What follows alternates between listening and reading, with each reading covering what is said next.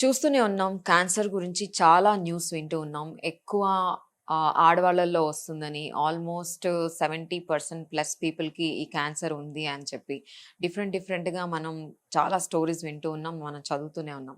So, ఈరోజు మన స్టూడియోలో డాక్టర్ కీర్తి ఇంటర్వెన్షనల్ పల్మనాలజిస్ట్ మనతో పాటు ఉన్నారు.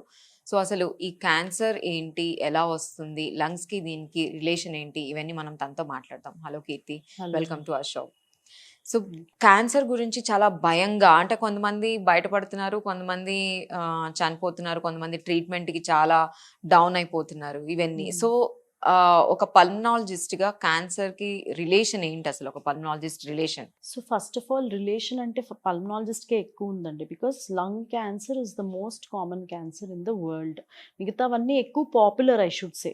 అంటే తెలుసు జనాలకి స్మోకింగ్ చేస్తే వాటిటి వల్ల క్యాన్సర్ వస్తుందని తెలుసు. కానీ బ్రెస్ట్ క్యాన్సర్, సర్వైకల్ క్యాన్సర్ వాటిట్లో ఉండే అంత అవగాహన ఎందుకనో లంగ్ క్యాన్సర్‌లో ఒక నెగ్లిజెన్స్ ఉంది అనిపిస్తుంది. There is no lot of health education is not అవును. హ్యాపెనింగ్. ఎక్కువ బ్రెస్ట్ క్యాన్సర్ గురించి, సర్వైకల్ గురించే యాహ్! మాట్లాడుతూ ఉంటారు. Yeah! That hmm. Is the problem. But ఇది ఎక్కువ common lung okay. Cancer. Hmm. Because only స్మోకర్స్‌కే వస్తుందని కూడా లేదిది. మనకి హ్మ్. పొల్యూషన్ వల్ల కూడా ఈ మధ్య విలేజెస్‌లో ఈవెన్ లేడీస్ ఆ చుల్హా బ్లో హ్మ్. హ్మ్. చేస్తారు కదా! అలా హ్మ్. కట్టెల పొయ్యి వాడే అవును. వాళ్ళకి కూడా వస్తుంది. ట్రూ. వితౌట్ రీజన్ ఇందాక మనం చెప్పుకున్నట్లు స్ట్రెస్ వల్ల కూడా ఒక్కొక్కసారి it can cause mutations in the okay. Body and can lead to lung cancer. Every minute you are breathing, every second మనము ఇన్హలేషన్, ఎక్సలేషన్ చేస్తూ ఉంటాం. A lot of toxic things go into your body. మనం ఎంతసేపు food గురించి ఆలోచిస్తాం. 3 హ్మ్. Times తింటాం in హ్మ్. A day. అవును. దాని గురించి అంత ఆలోచిస్తాం. ప్రతి నిమిషం మనం బ్రీతింగ్ తీసుకుంటుంటాం, వదులుతుంటాం. ఆ ప్రాసెస్‌లో ఎన్ని బ్యాడ్ లోపలికెళ్తాయి. అది మనం ఎక్కువ ఆలోచించమనమాట. హ్మ్. అండ్ ఇంకొక ప్రాబ్లమ్ విత్ లంగ్ క్యాన్సర్ ఏంటి అంటే lung gives a little time. అంటే మనము ఒక 1 లంగ్ పాడయ్యే వరకు సింప్టమ్స్ చాలా సార్లు బయటికి పడవనమాట. అచ్చా! Okay. Most of the cancers stage 4 లోనే ప్రెజెంట్ అవుతాయి. హుహుహు. దీనికి కారణాలు గూడా ఉన్నాయి. ఒకటి లంగ్ గురించి మనం ఎక్కువగా ఈ హెల్త్ ఎడ్యుకేషన్ జరగకపోవడము. అండ్ స్మోకర్స్ వాళ్ళు హ్మ్, బాగా విపరీతమైన దగ్గు గాని, ఆయాసం గాని వస్తే తప్పించి వాళ్ళు ఒక అవును. ప్రాపర్ స్పెషలిస్ట్ దాకా రారనమాట. ఏదో ట్రూ. చిన్న చిన్న హ్మ్. వేరే డాక్టర్స్ తీసేసుకుంటారు మెడికేషన్. హ్మ్. అది ఒకటి. ఇంకొకటి చెప్పాను గదా! లంగ్ చాలా వరకు ఎఫెక్ట్ అయిన తర్వాత గానీ సింప్టమ్స్ కనిపించవు. తర్వాత ఒక నెగ్లిజెన్స్. అంటే హ్మ్. హార్ట్ అనంగానే జనాలకు ఒక భయం ఉంటుంది. ఓకే. హ్మ్. హార్ట్ అటాక్ వస్తే చచ్చిపోతామని. ఇది లంగ్ అనంగానే ఓకే. ఆ మొమెంట్‌లో ఆయాసం తగ్గిపోతే వాడు ఇంక మళ్ళీ చూపించుకోడనమాట. అట్లా ప్రాబ్లమ్ అవుతుంది. ఇంకోటి ఏంటి అంటే కొద్దిగా కాస్ట్ ఈ మధ్య చాలా తగ్గింది. బట్ ఒక టైంలో చాలా కాస్ట్ ఎక్కువుండేది. ఓకే. ఈ లంగ్ క్యాన్సర్ గురించి చేసే ప్రొసీజర్స్ కానీ, డయాగ్నోసిస్ కోసం గూడా కొద్దిగా కాస్ట్ ఎక్కువనే చెప్పాలి. ఓకే. అండ్ దాంతో పాటు అవగాహన తక్కువ. సో, హ్మ్. దీనన్నిటి వల్ల ఏంటంటే చాలా పెద్ద ప్రాబ్లమ్ అయిపోయింది. ఇప్పుడు హ్మ్. ఈ lung cancer male or female ఎవరిలో ఎక్కువుంటుంది? అంటే స్మోక్ చేసే వాళ్ళు యాక్చువల్లీ ఎవరిలో అయినా? ఇంతకుముందు మేల్స్‌లో ఉండేదండి ఎక్కువ. హ్మ్. ఇప్పుడు పెద్ద డిఫరెన్స్ లేదు. ఫీమేల్స్‌కి గూడా అంతే కామన్‌గా వస్తుంది. హ్మ్. దానికి కూడా రీజన్స్ ఉన్నాయి. ఫీమేల్స్ కూడా అంతే స్మోకింగ్ చేస్తున్నారు చాలామంది ఒకటి. మేల్స్‌లో కొద్దిగా బెటర్ అయ్యారు ఒకటి. హ్మ్. అండ్ ఫీమేల్స్ కూడా ఇట్లనే బయట బాగా తిరుగుతున్నారు. ఎయిర్ పొల్యూషన్ ఈవెన్ హ్మ్. నాన్ స్మోకర్స్‌లో కూడా లంగ్ క్యాన్సర్ చాలా మందికొస్తుంది. ఓకే. సో, అట్లా ఇది పర్టిక్యులర్‌గా ఓన్లీ హ్మ్. స్మోకింగ్‌తో అని చెప్పలేం. అనలేదు. ఓకే. అస్సలు లేదు. హ్మ్. నాన్ స్మోకర్స్‌లో వచ్చే కొన్ని రకాల క్యాన్సర్స్ ఉంటాయి. అవి హ్మ్. స్పెసిఫిక్‌గా ఎవరికి ఫీమేల్స్‌కి అయినా రావచ్చు, మేల్స్‌కైనా రావచ్చు. దానికి కారణాలు వేరే ఉంటాయన్నమాట. హ్మ్. బట్ ఈ మధ్య కాలంలో ఫీమేల్స్‌లో కూడా లంగ్ క్యాన్సర్ చాలా కామన్ అయిపోయింది. ఓకే. హ్మ్. సో, ఇప్పుడు ఫీమేల్‌లో కానివ్వండి, లేకపోతే మేల్‌లో కానివ్వండి, హ్మ్. లంగ్ క్యాన్సర్ వచ్చిన వాళ్ళు అసలు వాళ్ళు ఫస్ట్ డాక్టర్ దగ్గరికి రాకముందు వాళ్ళకేమన్నా సింప్టమ్స్ కనిపిస్తాయా? అంటే ఆయాసమైనా కనిపించేది, దగ్గు యాహ్! మాత్రమే కాకుండా ఇంకేమన్నా ఉంటాయా? యాహ్! అంటే దగ్గులో రక్తం పడడం. అది హ్మ్. గూడా ఇందులో హ్మ్. ప్రాబ్లమ్ ఏంటంటే అండి, క్యాన్సర్‌లో దగ్గులో రక్తం పడడం అనేది ఎట్లుంటుందంటే చాలా తక్కువ రక్తం పడుతుంది. స్ట్రీకీ హిమోప్టైసిస్ అంటారు. హ్మ్. దానివల్ల వాళ్ళు పట్టించుకోరు.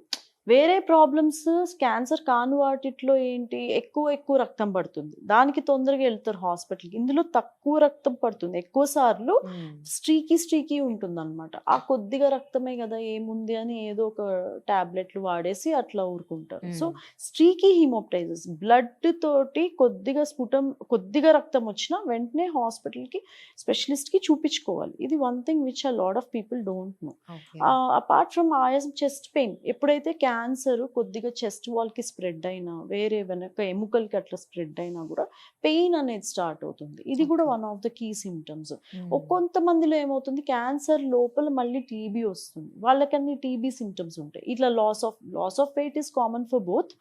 ఈ సాయంత్రం అయితే జ్వరం రావడము ఇవన్నీ కూడా ఉంటాయి. సో క్యాన్సర్లో మళ్ళీ రకరకాల ప్రెజెంటేషన్స్ ఉంటాయి. ఇంకా ఆయాసం దాకా వెళ్ళిందంటే అది చాలా సీరియస్ అన్నట్టు. Okay. సో చిన్న చిన్న సిమ్టమ్స్ దగ్గరే మనం We specialist have to take approach care. అయితే we can actually help the patient. ఆ చిన్న సిమ్టమ్స్ నెగ్లెక్ట్ చేస్తారు, తర్వాత అంతా అయిపోయిన తర్వాత మేము కూడా ఏం చేయలేకపోతాం ఒక్కొక్కసారి. బికాస్ పెద్ద పెద్ద సర్జరీస్ చేశాక వీ డోంట్ నో వాట్, ఒక లంగ్ Ah. తీసేయాలి ఆర్ ఒక లోబ్ అంతా తీసేయాలి, still patients life is compromised only. Stage 4లో ఆల్రెడీ మొత్తం స్ప్రెడ్ అయిపోయాక మేము ఎంతవరకు హెల్ప్ చేయగలుగుతాం? సో నేను అనేది ఏంటంటే లంగ్ రిలేటెడ్ మనం డిస్కస్ చేసిన సిమ్టమ్స్ ఏదన్నా చిన్న మైల్డ్గా ఉన్నా కూడా వెంటనే స్పెషలిస్ట్ స్పెషలిస్ట్ ని వాళ్ళు అప్రోచ్ అవ్వాలి. బికాస్ ఫస్ట్ స్టేజ్ సెకండ్ స్టేజ్లో cancer, lung cancer is very much treatable. మంచి సర్జరీస్ ఉన్నాయి, కీమోథెరపీ ఉంది, రేడియోథెరపీ ఉంది. క్యాన్సర్ అని డయాగ్నోజ్ అయ్యాక కూడా చాలా మంది 20 years బియాండ్ బతికిన వాళ్ళు కూడా ఉన్నారు. వాళ్ళు ఎవరు అంటే ఆల్రెడీ వాళ్ళకి బ్యాడ్ హ్యాబిట్స్ ఉండవు, ప్లస్ వాళ్ళు చిన్న చిన్న సిమ్టమ్స్ని కూడా సీరియస్గా తీసుకుని డాక్టర్ దగ్గరికి వెళ్తారు, చెప్పిన మాట విని proper diagnosis and Follow treatment అవుతారు. ఫాలో అవుతారు. That is the main thing which is lacking otherwise. So ఇప్పుడు మీరు అన్నారు అంటే 4th stage వరకు తెలియదు అని కదా. సో తెలియకపోవడం అంటే అసలు కంప్లీట్ గా తెలియదా? ఏమన్నా అంటే ఖచ్చితంగా ఇది నేను నిజంగా మాట్లాడాలనుకున్న ఒక టాపిక్. లంగ్ క్యాన్సర్ కి కూడా స్క్రీనింగ్ ఉంటుంది, okay. Low dose CT scan చేస్తామన్నమాట.